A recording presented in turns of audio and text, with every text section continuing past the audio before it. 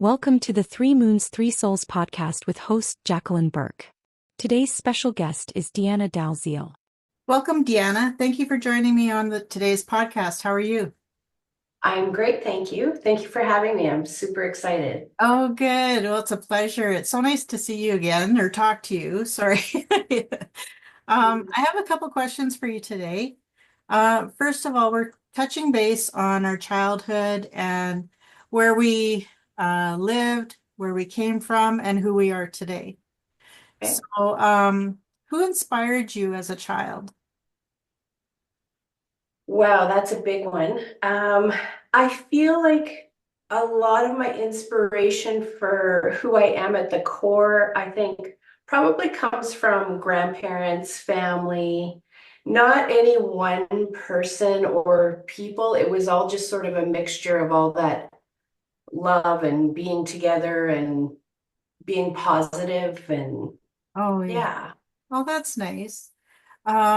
So you're around grandparents a lot, or was it where did they live nearby?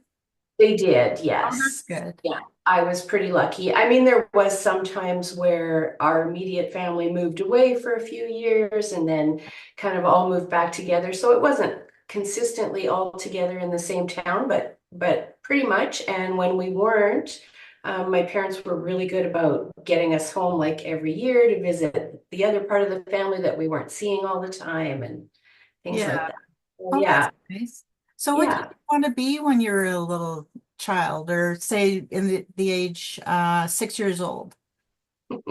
So 6 years old, I think I wanted to be Cher at that Oh, point. that's awesome. I Who used to put a didn't, towel right? on my head and sing into the brush. Yeah. Yeah, I remember that. I'm not one to remember a lot of specifics about certain ages in my life, and that I do remember. I remember walking around with that towel on my head and trying to belt out a song just like Cher would. But after that, I think my main goal was for helping people. And in the younger years, it was all about getting into nursing. I did have an aunt that actually, she she was a big inspiration to me in the fact that when she was older, she went back to school, got her nursing, and became a nurse. So that was something that I actually had hoped to do, and it fell through. Oh, And but I believe there's always a reason for that. I ended up being in the healing industry anyway, so yeah. Oh, that's good. yeah. Sorry, Miss Kitty is here and she's Oh, getting in that's the way, but wonderful. that's okay. We have those little interruptions sometimes. Yeah.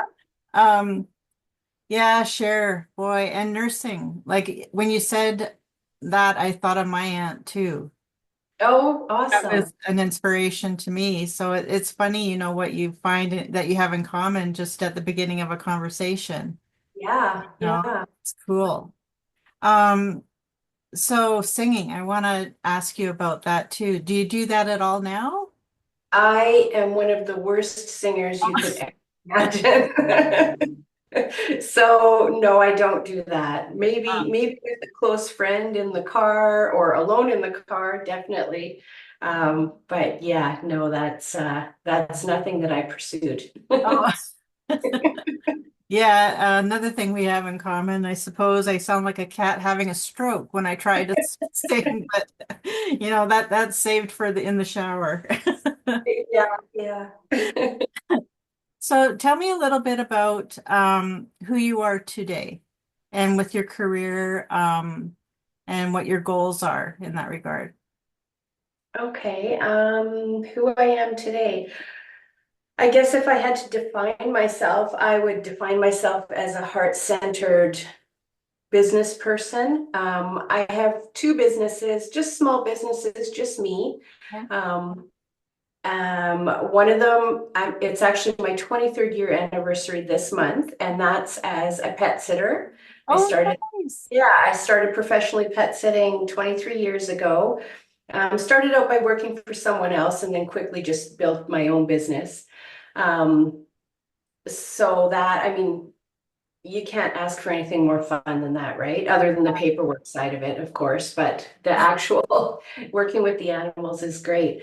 So yeah, I'm really proud of myself for that it is at 23 years. And then my other business is in Reiki. I'm a Reiki healer, teacher. I do intuitive guidance, mediumship, things like that. And again, just a passion. And I fell into that by Yeah. mistake. It just took me away, and I just kind of just follow the guidance now and go where I'm led. So Oh, that's good. So, sorry, how long have you been doing Reiki? so I took my level 1 Reiki in 2018. Oh, wow. So actually not that long ago, but it right from the first time I went for a Reiki session, it basically took over my life. Yeah, so I work with humans and animals, so I love that I got to keep, the animal Oh, part yeah. as well. But yeah, it changed my life. I mean, going for a Reiki session, I didn't even know what it was. Right. And I went, and it just blew my mind. So Yeah, it's funny, when you have a Reiki session. I did the same thing before I became a Reiki master. And yeah, I tell you, like you think well, how can this really help me? yes, And then all of a sudden it's like you feel this complete balance, complete relaxation, and it's non-invasive. It right. was very comforting. Yeah, yeah, very comforting. Yeah, sometimes I think words can't even describe what it does. I mean, not every time, obviously, but Yeah, oh, that's amazing. That's great.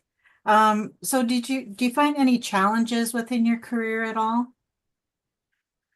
um, Like maybe balancing the two? yeah, so it does take a lot of time to have two businesses. I hate doing the Yeah. administrative part of both businesses. I would just rather do what I do, right? Yeah. That's where I feel like that's where I'm supposed to be. But yeah, I mean, there's challenges. I mean, I am not a huge social media person. I have to try to force myself to be out there, and I'm actually quite shy and introverted. So, in order to run businesses, you have to be the opposite of that. So, it's something that I'm continuously working on. I try very hard to have a work-life balance, but to tell you the truth, my work doesn't feel like work a lot of times. So I end up doing it Yeah. probably a lot more than if I just, had a job out somewhere else. So Yeah. Well, that's nice. You can have a little balance though with Reiki and working with pets. yeah, Do you find the pets are calmer because of the Reiki? I think so. I mean, I've always had some sort of connection with pets, and I think obviously, I mean, every human being is a healer, every human being is intuitive and psychic and all that stuff, whether we realize it or not. So looking back, the connection that I did have with animals and being able to keep them calm or being able to see when something was off with them, I Yeah. think I was always using a little bit of that intuitive stuff that I now know I'm using, but back then I didn't realize it. So yeah, I've always just had a connection. With animals, and definitely now that I know more about what I'm doing, if I'm, in a situation where an animal isn't feeling well or stressed out or something like that, I just bring the Reiki in, and Yeah. yeah, Oh, it's that's nice. yeah. So do you still have product with your Reiki business? Are you still into crystals and how does Yeah, yeah, on a small scale. I just recently relocated, so I live in Regina now. Oh, I'm not in the yeah. Calgary area anymore. A few years ago, I went to a lake around my hometown for a vacation, borrowed a cabin from a friend. And when I was there, I got all these signs from the universe and all of this guidance that I was supposed to be in that area. So within a couple of months, I actually bought a little fixer-upper cabin. Oh, Um, And so that's kind of where the crystals and that sort of thing came in.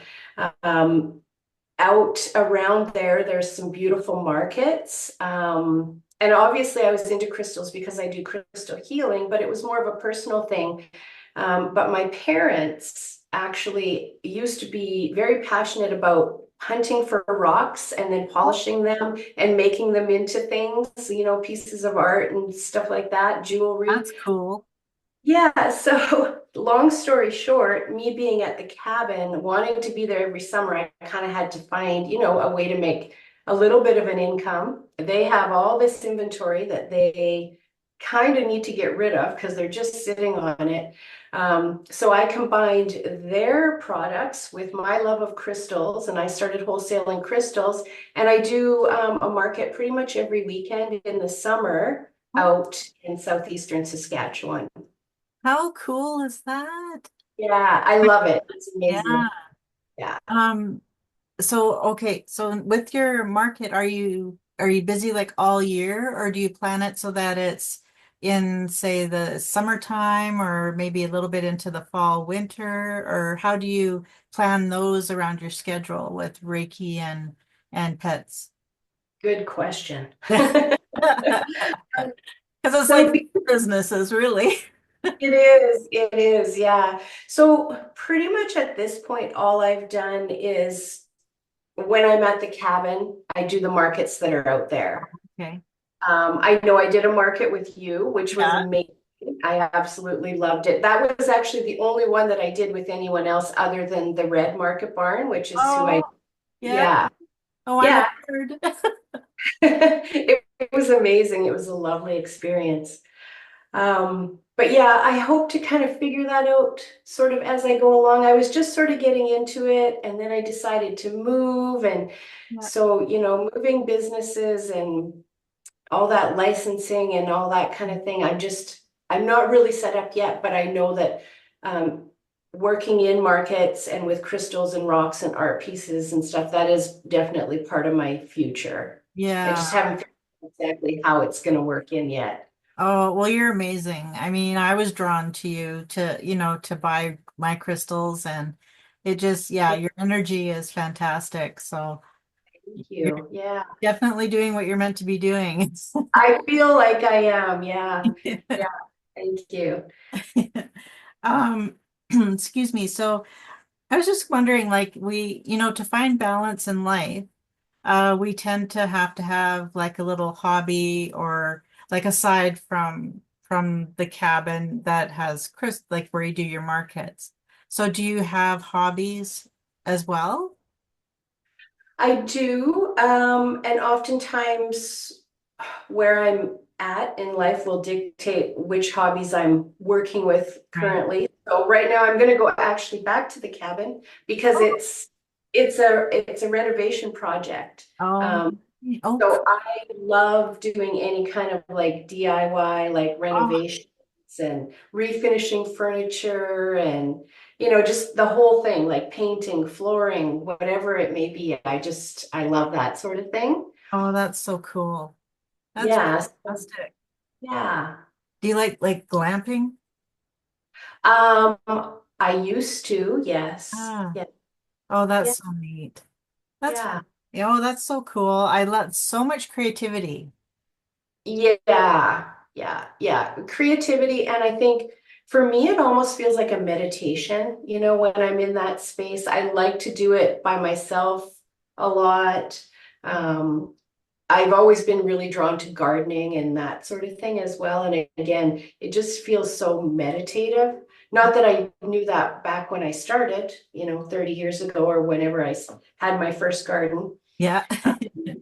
But yeah, now that I know more about who I am and what I'm picking up on, it's just obvious that it's just, so meditating and grounding and Yeah. Oh, that's nice. Yeah, working with the earth, with gardening yeah, it is grounding, and you just kind of escape, you know, when you're exactly. doing that. It takes you away, and once you come to, like when you're done, it's like, oh, I'm back.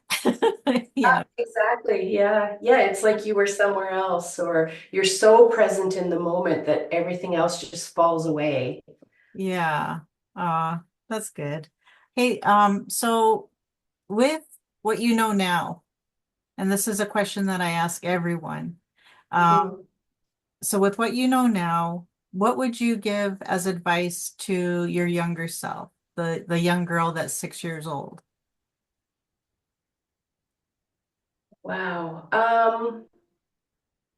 I mean, follow your gut is Mhm. kind of, Yeah, yeah, I mean, just be yourself, be your authentic self. Don't worry about what anybody else thinks of you. Just follow your own path and, yeah. your own journey. Go with your heart. Yeah.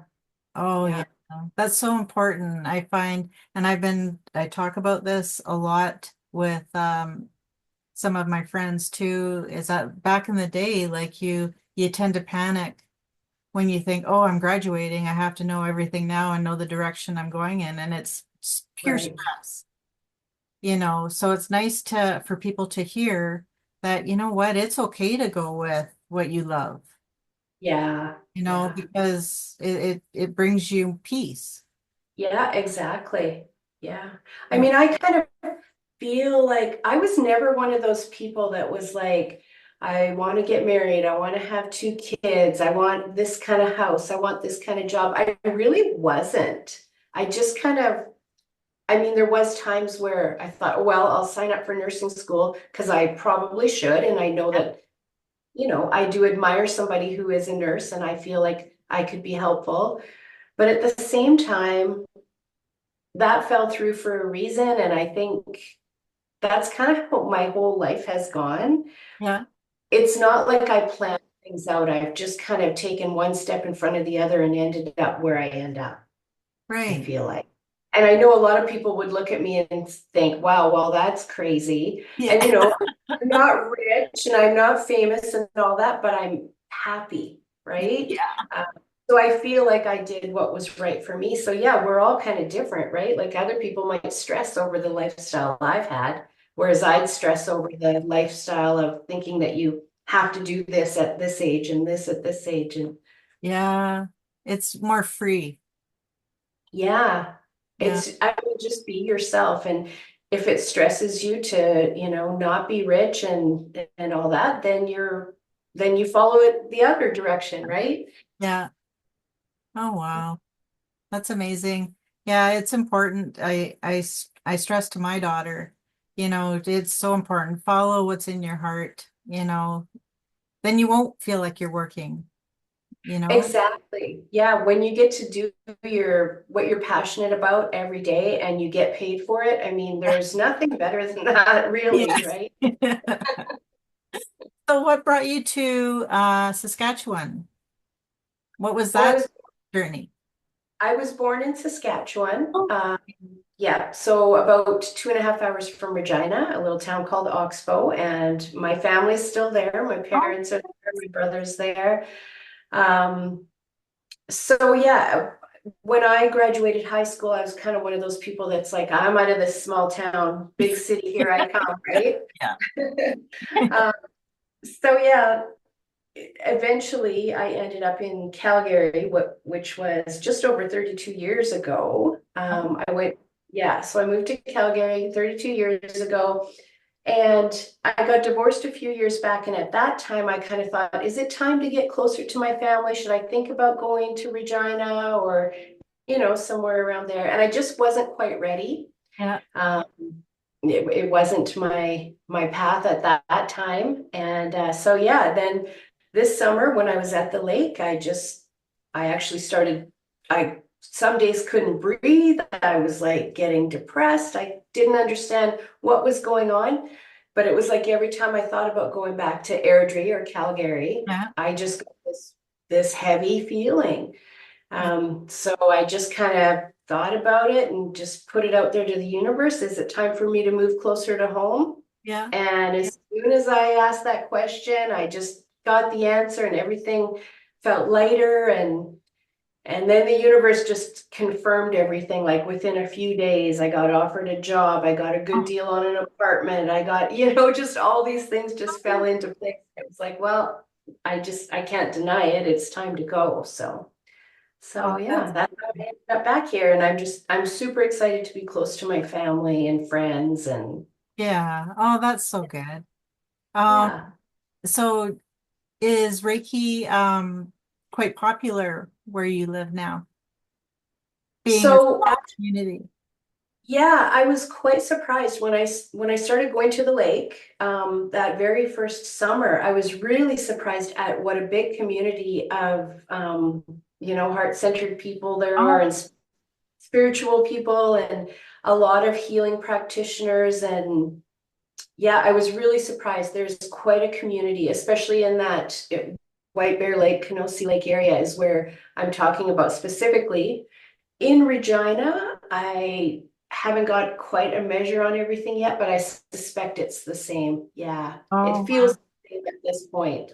Yeah. Um, yeah, I almost felt like I was just embraced by the community, you know? Um, Oh, that's fantastic. I know yeah, in Alberta it's busy yes, for this industry. Yeah, like with the spiritual industry, the market industry, vendors, like yeah, it's busy. Um, yeah, and I often wondered, what it would be like in smaller communities. Uh, yeah, where they're experiencing that growth as well. yeah. I think it's kind of a collective thing worldwide right now. Yeah. Yeah, yeah. Yeah, I mean, as a teacher, like I teach Reiki, and it just like I've started saying to my students, like if you're getting into this to do it as your career, as a business, you're coming in at the right time because it just feels like it's exploding. Oh, yeah. Like I grew my Reiki practice, like I don't even know the percentage from 2021 when I moved to Airdrie. I actually didn't start advertising until early 2022. And by the time I left this past fall, I mean, my business was booming. Mm, And I don't know anything much about marketing and stuff like yeah. that, right? It's just, yeah, like I don't figure out all those charts and percentages like my business grew 300% last year and all that. Yeah. But I know that it exploded, like, Yeah. so. That's fantastic. Do you do any distant work? Has that grown for you as Yeah, so when I first started my Reiki journey as offering it to people, that was during COVID. So Oh, wow. I started mostly 100% distantly Yeah. uh, with sessions, not teaching. So yeah, so distance is still a major part of what I do, especially for teaching now. Oh, good. But some of the like the sessions that sort of come down from the COVID days, I do more in person Yeah. versus distant. But yeah, I mean, usually if I'm working with animals, that's almost always distance, just because Yeah. they're more comfortable if you leave them alone in their own space. And Yeah. yeah, but yeah, I think there's it's exploding in every way, really. Yeah, it's comforting. I know a lot of people do worry about the economy, and granted, yes, that seems to be the norm. However, Mhm. there is light at the end of the tunnel because, you know, if they watch the market industry and the vendor industry and the spiritual industry, I mean, it's growing. Yeah, yeah, exponentially for sure. Yeah, it's very comforting, that there's that alternative for people. You Right. participate at a market. They have a small business and they don't realize that. Yeah, yeah, for sure. And I feel like markets are just the energy of them, it just draws people in, right? Yeah. Whether you're going there to buy bread or crystals or you don't even know Yeah. what you're going to buy, it's almost that feeling of everybody coming together and like it's yeah, just it feels so I always use the word heart-centered, but when it feels that way, Yeah. Oh, I'm glad you said that because you know what? It does help people walking in and they come in maybe a little edgy because they don't know what to expect, but they certainly leave completely positive. Exactly. Yeah. That's a very good experience for mental health, I think. I think so too. You end up standing there, like if I'm going to a market myself, I'll end up standing there and talking to somebody at their booth for 10 minutes, and it feels like you're learning stuff and you're connecting to other people and you're finding, like, oh wow, I'm really interested in that. I didn't know there was like people working with that out here and you know what I mean? Like you just, Yeah. yeah. Oh, Same yeah. as a booth, right? It's And almost, the networking too. yes, for sure. Yeah, it amazes me how it's such a great opportunity for businesses and individuals to go and meet people. I mean, you want to build your business, especially in today's climate. Yes. Yeah. Yeah, for sure. Yeah. I know at your market, I met quite a few amazing people, yourself included. Oh, thank you. But there's one lady, she came to my booth and we talked about crystals. She actually taught me some stuff about crystals because I'm kind of a baby and as far as what I know about all of the crystals. She taught me some stuff and then she went on her way and then she came back again later and we're talking and talking and long story short, she ended up being my massage therapist. I Oh, ended up being her Reiki, like it just oh, snowballed there and now we're connected as friends, right? So, oh, and that that's was one cool. person. It happens all the time. So, That's yeah, amazing. Oh, that's such a good story. That's yeah, fantastic. I'm glad you had that experience. yeah, yeah. That's good. Um, okay, so we're gonna go into I have a couple more questions. Um, Okay. we all need humor in our lives, like Yes. something to make us laugh, something, so what is your go-to for those laughter? My go-to if I need laughter. Yeah. Like if you're just kind of stuck and you think, oh man, I wish I could laugh right now, or, like you just gravitate to something. What is it? Well, so first of all, two things came to mind right away. One is a friend of mine, a guy that I met in college in what year was that? Like 1989 or Okay. something. We've stayed friends all these years, and his humor is just amazing. I mean, hanging out with him is like going to a comedy show kind of Oh, thing. Um, so he comes to mind as one of my favorite go-tos if I need to, to yeah. laugh or get a lift. And then, funny enough, the show Sex and the City came to Yeah. mind. Oh, So yeah. I really like comedies and I like, yeah, sitcoms and stuff. So. Yeah, it's important to have those avenues to go down for people, to get a good laugh or a smile or something, you know. So Yeah, for sure. we'll recommend Yeah. Sex in the City.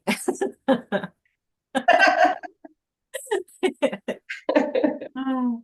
Um, okay, so and our final question, and I want to take some time with this, is that people don't often think about Okay.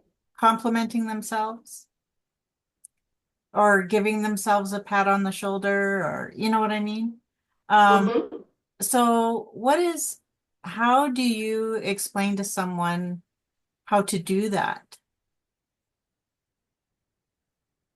So you mean if it was a client, for example, that I was working with, or struggling with, not their self-worth, their self-esteem, and they don't hear those compliments. right? I think there'd probably be a few different ways. One thing that comes to mind, and I can't remember exactly how the statement goes, but it's something like, would you treat your best friend the way that you're treating yourself? Oh, right. So that love and admiration and respect and all that you have for your best friend or your closest friends or whomever it may be. Yeah. um don't you deserve that as well? And you do, like you are that in their eyes, Yeah. right? So yeah, so maybe like try to see yourself in the eyes of one of your best friends or treat yourself the way that you would treat somebody that you really loved and cared about, because you deserve it. I mean, I think one thing that I've really learned and realized over the last several years is that we're all human. We all have our flaws or whatever it may be. No, none of us are perfect. Like, what is perfect? But what I find myself doing is seeing people at a soul level Yeah. versus human level, right? And at a soul level, we're all like amazing, Yeah. right? So even, yeah, everybody. So look at your soul, or Look at your soul. That's wonderful. Well, I really appreciate you being here, Deanna. It's been wonderful. I'm so thank you. grateful for you, and I'm so glad I had the opportunity to meet you, and that we're friends. Yes, amazing. I know as soon as I met you, your energy, I was just, well, even before I met you, Oh, I could feel your energy. You have such big, amazing energy. And oh, yeah, thank you. yeah, I know it's something, I'm very grateful that I've met Oh, you. oh, Grateful thank for you, you. Deanna. Well, hopefully we'll have you back in about 6 months. We're gonna do filming for season 2. Oh, nice. Yeah, so if we would love to have you back. Yes, I'd love to be back. Oh, yay. Well, thank you. Thank you so much, Jacqueline. Thank you for joining us at the Three Moons, Three Souls podcast.